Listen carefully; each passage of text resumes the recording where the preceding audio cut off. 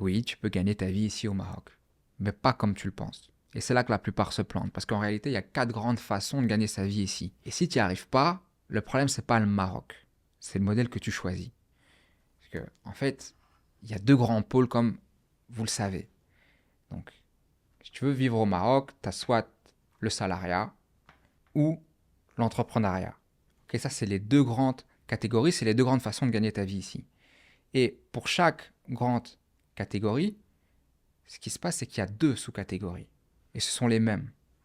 En gros, premièrement, ici au niveau du salariat, tu peux avoir un job remote, c'est-à-dire être en contrat avec une société en France ou en Belgique et travailler à distance. Et cette option-là, en vrai, elle est très sous-estimée. Parce que des gens que j'en ai rencontrés, et ça m'a étonné, il y en a quand même plus que ce que j'aurais pensé, qui ont en fait un contrat avec une société en France ou en Belgique, mais qui pourtant travaillent au Maroc, avec l'accord de l'employeur. Ce qui se passe, c'est que bien souvent, c'est vrai que si jamais tu vas voir ton employeur et que tu lui dis, écoute, j'aimerais m'installer au Maroc, est-ce que ce serait possible de travailler à distance? Je pense que tu vas te heurter à beaucoup plus de non. Mais là, ce qui se passait en fait avec ces gens-là, c'est que souvent, ce qu'ils font, c'est qu'ils vont voir leur employeur et qu'ils leur expliquent, écoute, moi j'ai un projet de vie différent, j'aimerais vivre au Maroc et donc je vais devoir démissionner.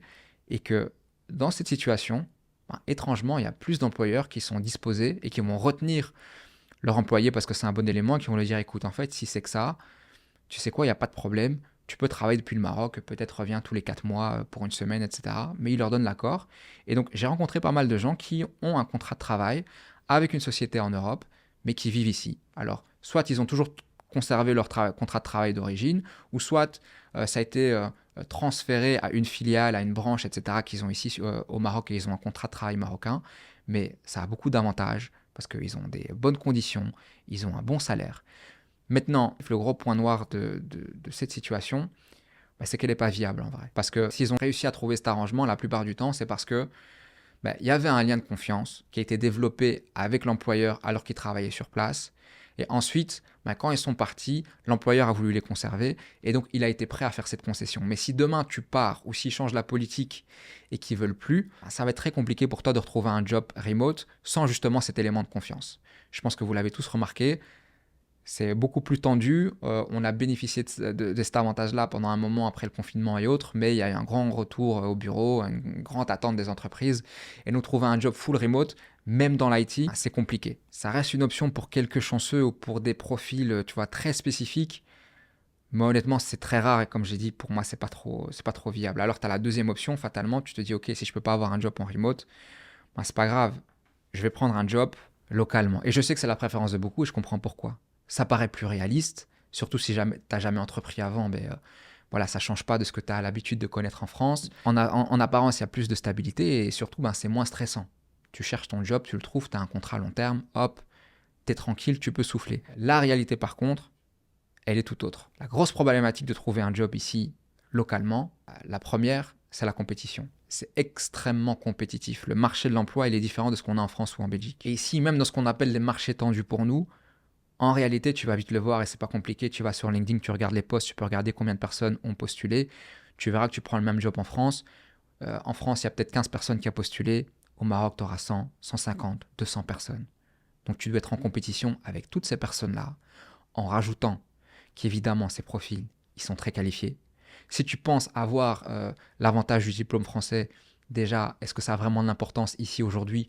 J'en suis pas certain. Et surtout, de toute manière, tu as plein de Marocains qui ont fait leur master en Europe. Donc, c'est pas vraiment un avantage que tu as. En plus de ça, eux, ils parlent darija, ils parlent l'arabe pour la plupart d'entre vous. Enfin, en tout cas, pour beaucoup d'entre vous, vous le parlez pas ou pas suffisamment bien que pour le valoriser dans un contexte professionnel. Et surtout, ils parlent quasiment tous couramment anglais. Ce qui, surtout pour les Français, c'est un peu moins le cas en Belgique, mais pour les Français, pour vous, l'anglais, généralement, c'est limité. Donc, tu te retrouves ici avec une compétition féroce et en plus de ça, à un niveau salarial, il faut quand même être préparé à ce que tu fasses un gros step back. Ça va être un gros retour en arrière par rapport à ce que tu as. Et d'ailleurs, j'ai interviewé certaines personnes sur la chaîne, vous allez les voir prochainement. Ils sont arrivés ici à 3-4 ans, ils ont pris des jobs de commerciaux. Ça démarrait à du 4000 dirhams par mois. Et ça, je pense que c'est un gros problème, c'est que les salaires, ils sont souvent surestimés. On s'imagine qu'on va avoir 15 ou 20 000 dirhams. En réalité, c'est plutôt 6 000 dirhams, 8 000 dirhams, 10 000, 12 000 dirhams. Tu vas difficilement plus haut, si ce n'est pour vraiment des positions de cadre expérimentés, ou pour des trucs très spécifiques dans l'IT. Et c'est sans même parler des deux plus gros problèmes. Pour moi, le plus gros problème, en réalité, il est lié aux salaires qui sont bas, c'est la sécurité. Tout simplement parce que tu n'as pas de système de chômage ici comme en Europe. Donc, c'est-à-dire que si, imaginons, même si tu as trouvé un job à 10 000 ou à 12 000 dirhams, ok, c'est vrai que tu peux vivre avec ça si tu fais attention, mais tu vas vivre de salaire en salaire. Ok, mais si demain tu perds ton job, tu vas avoir besoin de 1 mois, 2 mois, 3 mois pour trouver ton job. Tu fais comment pendant cette période-là? Et d'ailleurs, vous allez observer que généralement, les gens qui retournent, et les gens qui ont foiré leur installation et qui doivent rentrer, c'est tout simplement parce qu'ils ont trouvé un premier job qui ne payait pas énormément. Ensuite, ils l'ont perdu parce que voilà, on avait plus besoin d'eux ou autre. Et 1 mois passe, 2 mois passe, 3 mois passe, ils ne trouvent pas un nouveau, ils n'ont plus suffisamment d'économies, ils doivent rentrer tout simplement. Et le deuxième plus gros problème pour moi, c'est que ta recherche d'emploi ici, elle ne va pas ressembler à ta recherche d'emploi en France. Pourquoi? Parce que comme je t'ai dit, à partir du moment où il y a 100, 150 ou 200 personnes qui postulent pour une position, tu ne peux pas te permettre de juste envoyer ton CV et attendre. Et en réalité, ta recherche d'emploi, elle va beaucoup s'apparenter à de la prospection. Tu vas devoir prendre ton téléphone, essayer de trouver les bonnes personnes, les appeler, gérer des objections, faire des relances, faire des suivis, envoyer des messages personnalisés, envoyer des emails, faire du networking, du réseautage pour rencontrer des gens, pour leur demander s'il n'y a pas un job là où ils taffent, peut-être même aller sur place, faire du porte-à-porte aux entreprises. Et moi, ce que je me dis, c'est que pour faire tout ça, pour trouver un job, autant faire tout ça pour trouver des clients pour ton business. Parce qu'en réalité, c'est les mêmes activités que tu vas devoir faire, c'est le même niveau d'énergie. Et tu pourrais penser à tort, oui, mais bon, une fois que j'ai trouvé un taf, au moins je suis tranquille pour 6 mois, 1 an, 2 ans. Ouais, peut-être, mais le problème, c'est que dès que tu perds ton job, tu vas retomber dans cette même précarité, cette même incertitude et tu dois recommencer de zéro. Alors que quand tu développes un business, une fois que tu as appris comment trouver des clients, tu auras un plus gros levier pour t'assurer des revenus long terme. Pourquoi? Parce que tu auras plusieurs clients, tu auras donc plusieurs sources de revenus et que tu es sans cesse en train d'en chercher de nouveaux.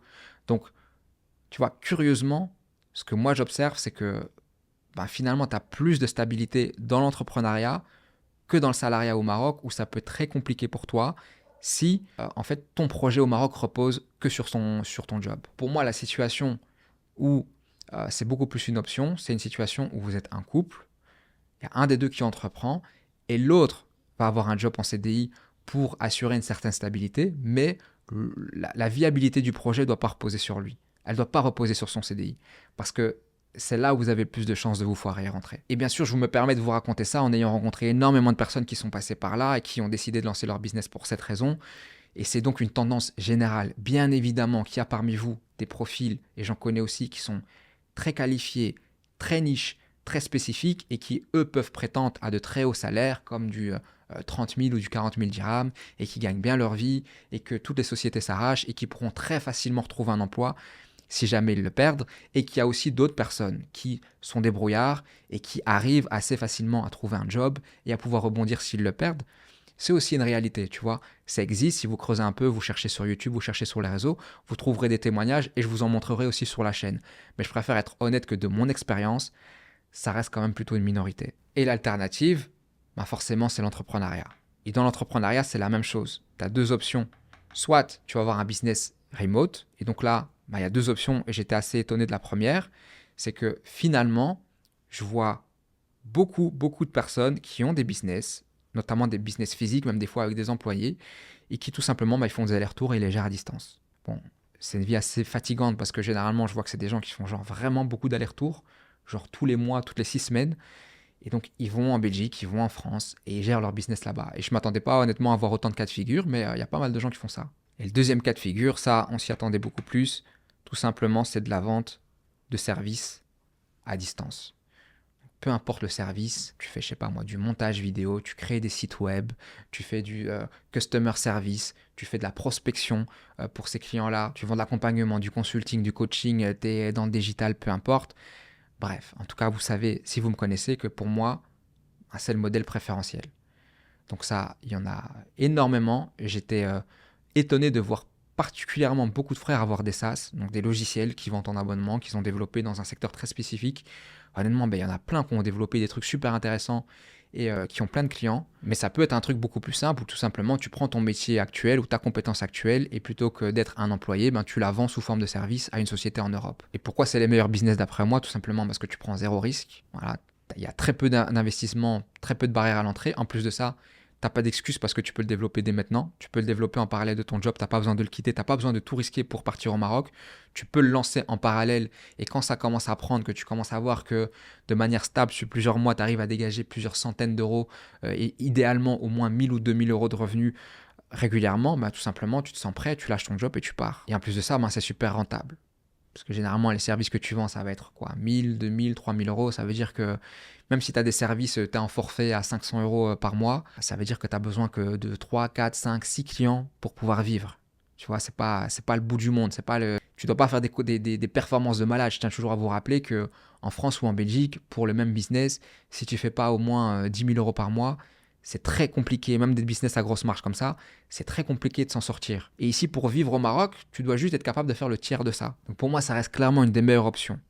Et la dernière option, vous l'aurez compris, c'est que tu lances un business local. Alors que ce soit du service, que ce soit un business physique, que ce soit un business en ligne, peu importe, mais tu vises le marché local. Et là, très honnêtement, il y a énormément de choses à faire au Maroc. Parce que le pays se développe très rapidement, parce qu'il y a encore beaucoup de secteurs où en réalité, bah, il n'y a pas encore énormément de choses qui ont été faites parce que ça n'a pas vraiment été exploré par les entrepreneurs d'ici, ils sont sur d'autres opportunités. Et parce que il y a une classe moyenne supérieure et une classe aisée qui a beaucoup d'argent à dépenser et qui notamment, quand ça concerne la famille, quand ça concerne les enfants, quand ça concerne les services à domicile, etc., il y a plein de gens qui sont prêts à payer, tu vois. Donc il y a franchement beaucoup à faire, il y a de très belles opportunités. On a vu des gens ici s'installer, lancer des instituts, par exemple, de beauté, très bien vivre de ça. On a vu des gens vendre aussi du service digital ici, que ce soit de la création de sites web, que ce soit de la production vidéo et autres. Vendre ça ici, ça marche super bien pour eux aussi. Donc il y a vraiment aussi des business models qui sont un petit peu plus innovants pour le Maroc. J'en présenterai ici, je vais pas spoiler, mais vous allez voir bientôt sur la chaîne. J'ai interviewé des gens qui font vraiment des trucs chouettes et qui sont en plus de ça très accessibles. Maintenant, ce sur quoi je veux quand même appuyer, c'est que oui, tout ça, c'est bien beau et c'est vrai, mais le Maroc, c'est pas l'Eldorado. Il faut pas penser, comme certains, que tu vas venir ici, que parce que tu viens d'Europe, tu es plus malin que les autres, et que parce que tu as réussi à économiser 20 ou 30 000 euros, que tu vas être le roi du pétrole ici, et que tu vas pouvoir créer des projets qui vont révolutionner le pays. Il n'y a personne qui t'attend. Ici, le pays il est très dynamique, il y a énormément d'entrepreneurs talentueux, et la compétition, elle est féroce. En plus de ça, tu as des gens qui ont beaucoup de ressources, qui ont beaucoup de moyens. Donc, pour moi, le conseil quand même que j'émettrais ici, c'est, pour moi, il y a deux cas de figure. Soit tu es déjà un expert dans ce que tu fais, tu es très bon. Tu l'as déjà fait à multiples reprises, dans ton pays d'origine, tu veux t'installer au Maroc, tu vois qu'il y a une opportunité, tu veux le reproduire. Ok, vas-y. Par contre, commence pas à venir pour te lancer dans un endroit où tu as zéro expérience. Juste toi, tu te fais l'idée que ça pourrait être sympa et que c'est pas trop compliqué. Tu veux te lancer sans connaître le pays, ça va être très compliqué. Si jamais tu le veux le faire, alors fais-le de manière intelligente. Fais-le sans prendre de risques. Commence d'une manière, moi j'appelle ça une manière lean, c'est-à-dire ton projet que tu évalues, ici tu penses que tu as besoin de 20 000 euros pour le lancer, tu réfléchis, tu dis ok, si j'avais que 5 000 euros et je devais le lancer en 2 semaines, ce serait quoi la version de ce projet? Il faut faire le truc le plus simple, le moins risqué, qui te demande le moins de ressources. C'est très simple, si jamais tu veux te lancer dans la restauration, plutôt que de mettre 80 000 balles dans un restaurant, mais commence dans une dark kitchen, commence avec des services livraison, commence avec un point de vente mobile, tu vois. Et commence apprends à te développer sur des réseaux sociaux et attirer des clients comme ça. Une fois que tu as un truc solide, là tu peux monter, tu peux faire quelque chose de plus important. Et voilà, n'ayez pas la folie des grandeurs et allez pas cramer toutes vos économies dans un projet. Si vous ne maîtrisez pas, si vous n'êtes pas un expert, ça ce serait mon conseil principal. Si jamais vous voulez faire un business local, parce que c'est très différent à tout point de vue. Et d'ailleurs, j'y reviens, mais c'est pour ça qu'en fait, moi, ce que je conseillerais, c'est plutôt de créer une synergie ici. Comment? On va reprendre l'exemple de la restauration parce que c'est un cas typique. Imaginons que tu veux lancer un restaurant ici au Maroc, ou tu veux te lancer dans la food. Ce que moi je ferais personnellement, plutôt que d'essayer d'économiser 20, 30, 40 000 euros pour venir tenter ma chance ici alors que j'ai zéro expérience, que je suis comptable en France, ce que je ferais, c'est que je me dirais, ok, quel est un business que je peux dévier de ça, un business qui soit un business de service que je peux vendre en ligne, que je pourrais développer et qui va ensuite me servir de tremplin et m'aider à me lancer dans la food. Exemple, ce que je ferais, c'est que je me dis, ben ok, en fait, je vais me lancer dans les réseaux sociaux. Et ce que je vais faire, je vais accompagner des restaurants dans leur image de marque et dans leur visibilité en ligne. Et donc, je vais faire des vidéos TikTok pour eux, je vais faire des concepts, je vais chercher la viralité. Ça va être ça le service que je vais vendre. Au moins, tu vas apprendre à vendre, tu vas apprendre à gérer un business et surtout, tu vas apprendre à rendre des business dans la food visibles. Une fois que tu as ça, il va se passer deux choses. La première, c'est que ça, c'est un business que tu peux gérer à distance. Donc, quand il fonctionne et qu'il te rapporte un peu d'argent, ben, tu peux te servir de ça pour financer ton installation au Maroc. Et ensuite, parallèlement à ça, tu conserves une source de revenus, tu peux économiser de l'argent et tu as un petit capital que tu peux venir réinvestir ici pour ensuite lancer un premier point de vente avec, tu peux t'acheter un petit stand, tu peux commencer à avoir des points de vente éphémères, tu peux faire une dark kitchen comme on a dit, et puis tu montes crescendo. Bref, honnêtement, ne vous fermez aucune porte. Tout est possible, il y a plein d'alternatives, il faut juste être intelligent et pas avoir les yeux plus gros que le ventre. Et quand je vous dis de vous fermer aucune porte, vous allez voir bientôt sur la chaîne ici, j'ai passé une journée avec Nicolas Temara. C'était un ancien menuisier. Il a essayé de faire de la menuiserie ici. Ça s'est pas bien passé. Le mec s'est reconverti dans le digital. Tu vois, pour vous dire, tout est possible.